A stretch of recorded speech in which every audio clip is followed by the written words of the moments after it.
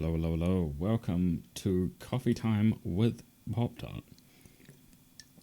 I'm not actually drinking coffee at the moment. I'm drinking beer, but if you don't tell anyone, I won't either, because it's brown and coffee's brown and something close enough. So this is going to be a stream on titty streamers, my thoughts on the whole thing, and what I think this means for Twitch going forward. Now, just set your expectations. This is an evolving situation. Twitch has gone through this stuff before, and there is a lot that I can cover, and there's a lot that I can't cover. Also, we're not going to be going over every single little nuance of this, because this is a situation that, as far as my research has advised me, has been going on for the past 3-4 years, possibly longer.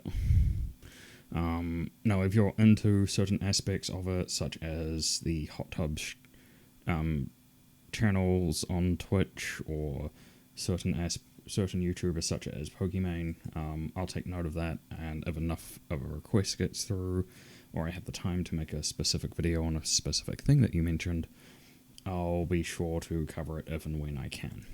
Now, titties, which is pretty much what we're here to cover, but we're also here to cover Twitch TOS on sexualized content. So, around 2020 to 2021 is what saw the rise of, when we started to see the rise, more accurately, of hot tub streams and more sexually charged content on Twitch. And the general mood from some of the people on the platform who maybe weren't as successful as these people who were pushing more sexualized content was these people are to be regarded as what's called, and I'll just move my avatar, there we go, are to be regarded as, these people are regarded as titty streamers or a titty streamer, and the general synopsis of what that means is they are streamers who rely on their assets, quote unquote, to get people to engage more with the channel, so they can make money off of bits, donations, and use that as a way to, how shall we say, get money on the platform. And it works really well, for them at least. Where people have an issue with it is when it comes to Twitch's TOS. Now, going off of Twitch's TOS as it's written right now, there is an argument to say that it really shouldn't be on the platform at all.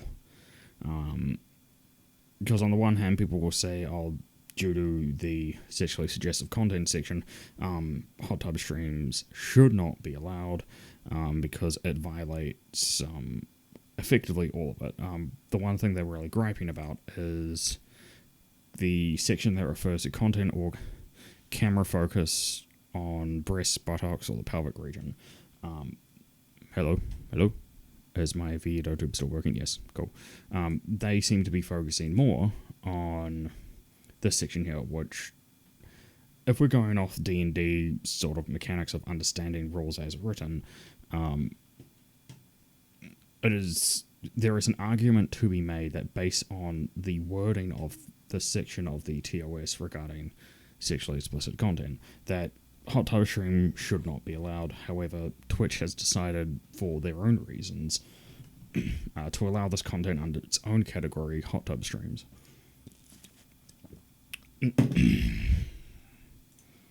Now, people have been up in arms about it, because they see this as people violating the rules and being paid for it, while Twitch sits on the sideline and does nothing.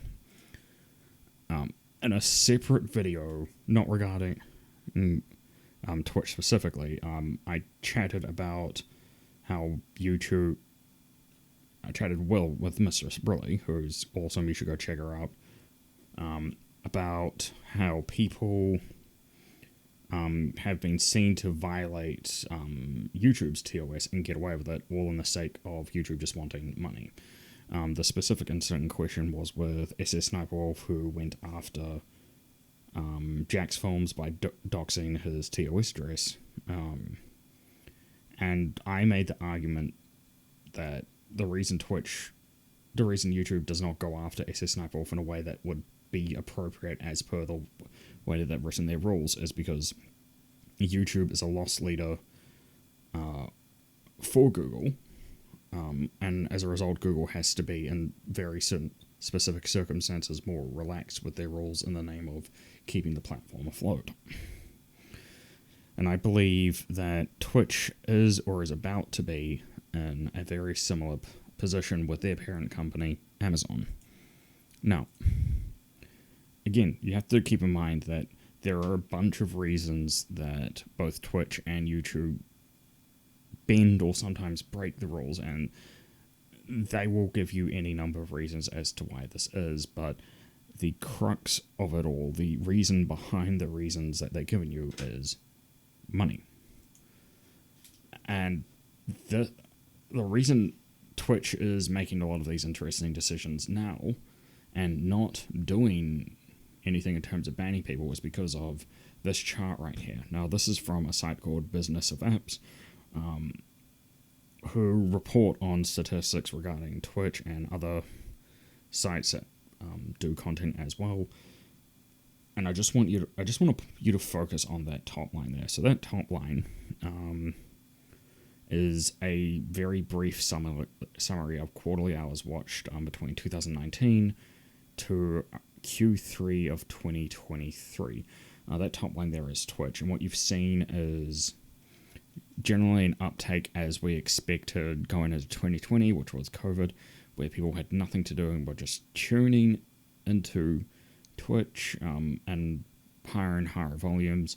And then around 2021, when people started to return to work, and around Q2, people, obviously that dropped off, then tapered up when we got into lockdown again, and Q3 to Q4 of 2021.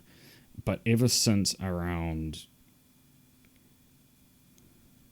here of Q1 of 2022, Twitch specifically has been on the downtick in terms of what it experienced with viewership in Q1 of 2020 and Q1 of 2021.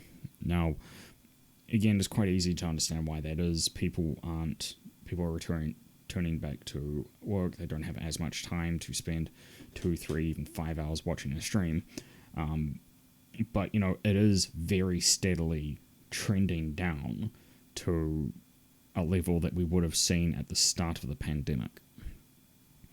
Now, what this means for Twitch is the alarm bells are ringing. They're looking at this drop over a year and change, and going, things are going downhill, maybe not quickly, but quickly enough for it to be an issue. And we'll touch base a little bit more on that later on in the stream. But I just want you to remember that this bit here important, around Q1 to Q2 of 2023, is what we're going to be focusing on a little bit later, and I just want you to keep that in the back of your mind. Now,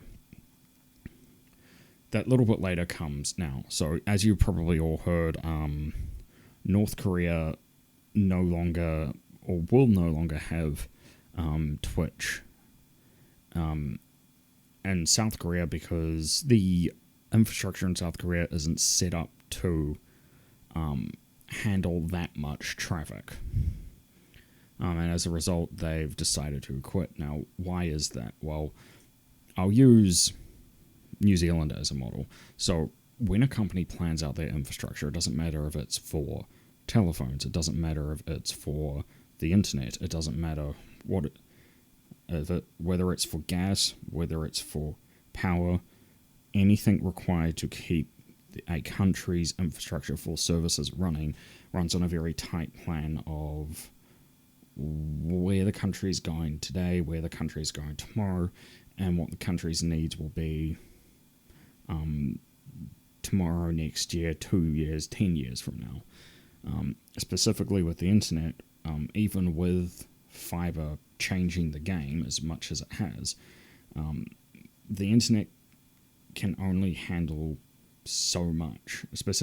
In New Zealand, for example, For the most part, we've gone full fiber to the door, which is great. However, fiber has its limits. And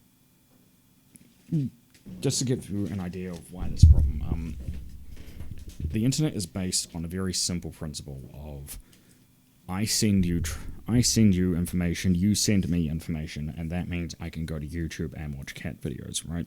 But that uses what's called bandwidth, and fiber only has so much of that to share. So inside of that bandwidth, you have me wanting to go to YouTube, you have an accountant wanting to do their taxes with Xero, for example, you have conference calls, you have people doing 3D modeling with guys over in Japan. And bandwidth can only carry so much of that information. When it reaches critical mass, that's when we see errors like people disconnecting. That's when we see internet services going down in certain regions. And while it doesn't happen as much as it used to, countries are keenly aware of a country's total bandwidth or ability to let people use the internet is becoming more and more and more constrained.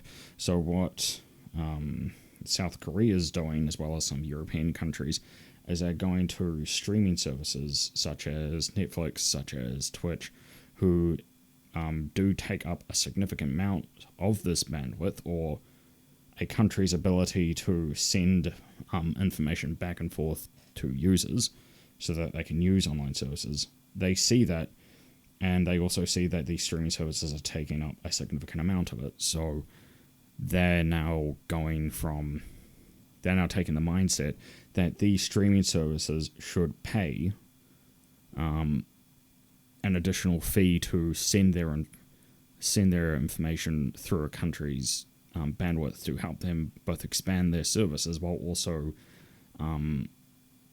limiting traffic from those who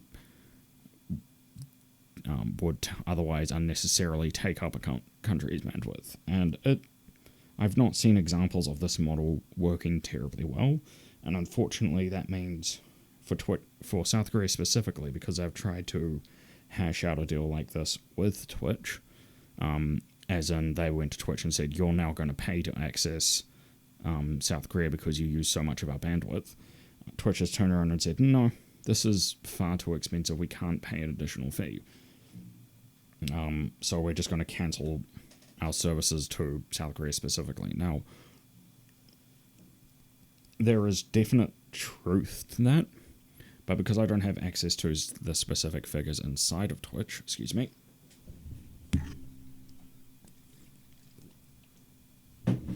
it is difficult to say how much of a hit Twitch is prepared to take.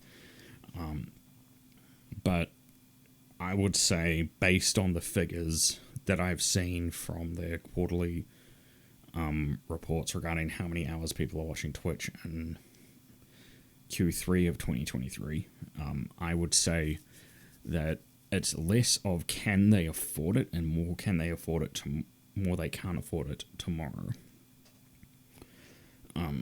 Now, what does this mean going forward? Well, it means we're going to see a lot more of Twitch being banned. So, let's get back to TITTY streamers. So, what's blown up recently is this streamer here, who you don't know. Let's just bring up the actual article so we can have a read through of it, shall we? So, Morgie Pie. She is what could be classified quite easily as a titty streamer. So specifically, what has she done and why it's an issue? Well, pretty much what she's done is she's figured out that if she only displays this much of her boobs, but makes it very clear that the lower half, she's not wearing anything, she can essentially stream on Twitch naked while not violating the TOS of Twitch. Now, That's what she thinks she's doing. In actuality, when you go back to the Twitch TOS, let's see, do I still have it open? Yes. It is not in violation of adult nudity. That much is clear. She has not breached this specific part of the sensitive content guidelines. However, she has violated this part. And that's what's gotten people up in arms. Now, I would like to say that Morgie Pie is the exemption, not the rule. Unfortunately, she is not. There are... I went through a tweet from Dextro on Twitter, and one of the users there did point out that this is not the first time that this has happened on Twitch, and there have been multiple people who have come forward and said, well, this user does it, and this user does it, and this user does it, and it's becoming more and more and more and more of a thing where we're seeing people very, very clearly skirting the TOS in favour of streaming very sexually suggestive content that, while maybe is in violation of the rules, is not in violation enough for Twitch to take immediate action, even though, as per the community guidelines, they are required to do so, which is interesting because you go up to, let's see, I think they had it mentioned here, in addition to these guidelines, streamers can blah, blah, blah,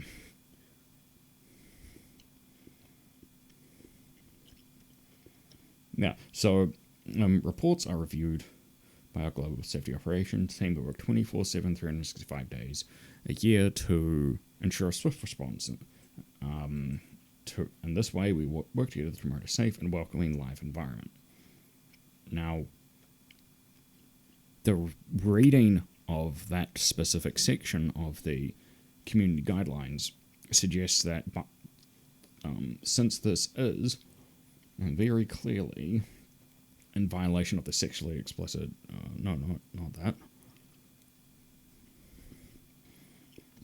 Since it's very clearly in violation of this section of the community guidelines, Twitch by now should have taken action against it. However, as we've seen, Twitch is quite clearly having a couple of issues internationally with where they can and can't stream their content based on companies wanting streaming services to pay an additional fee to stream their content into their country, because, as we've mentioned before, a country only has so much bandwidth based on how they've set their infrastructure up, and the more people use the internet, the less bandwidth they have, and because Twitch takes up so much bandwidth, they eat up a lot of that company's infrastructure on a daily basis to a point where they now have to be charged for a country to run their infrastructure at all efficiently, so that everyone can use the internet as much as they want to without being impacted by low traffic. And I think, based on Twitch being very clearly pushed out of certain countries based on their own financials, I think a couple of things are going to happen. So, money is obviously the root of all things, but it gets a little bit deeper than that, like I've said. So, they are going to go back to the drawing board, and this isn't a unique thing that Twitch has done. They've done it before with the hot tub stream, and they'll have to do it again for this, because it's making them a lot of the cash money. Now, another thing that they're probably going to do is they're probably going to go to the revenue split, and they're probably going to adjust that again. In what way, I don't know, but when they figure out how to correctly classify this content, assuming they allow it at all, which they will, they're probably going to Thanos snap a couple of countries just to not have to compete with this new requirement from Europe and Asia to have streaming companies pay an additional fee to send their content through to users in that specific country, whether it be Europe or in Asia. As a result of that, it's difficult to say exactly what move Twitch will take in regard to the split, but they are going to tweak it in such a way where I believe streamers are going to be seeing a lot less revenue. So as opposed to it being a, God, what is this split now? I think it's a 50, 55, 45 split at the moment. I think we're going to go back to, I think that split, not only is it going to be inverted, but it's going to lower itself as well. And as a result of that, we're going to see a lot less people streaming on Twitch, because if they can't make as much money as they were yesterday, why would they stream on Twitch tomorrow? Now, does this mean that people are going to go over to Kick, for example? Well, possibly. People have made that transition before, but we'll have to wait and see. I've used Kick before for streaming, and it is clunky. It's in its infancy. There are a bunch of legal issues around it in regards to the certain types of content that they allow on there. But we'll see. Now, if you've made it this far in the stream, I just want you to understand that you should not panic. Again, this is an evolving situation, and while I have very heavily suggested that Twitch will, in all likelihood, axe certain countries from being able to access their content, I do believe that for those streamers in the likes of Europe or Asia who rely on Twitch for their income, I believe that it's too soon to say what Twitch is going to do. However, I would heavily suggest that you do prepare, because while they haven't made any official response to either axing their content from specific countries or what they're going to do in regards to TITTY streamers, I believe that change is coming.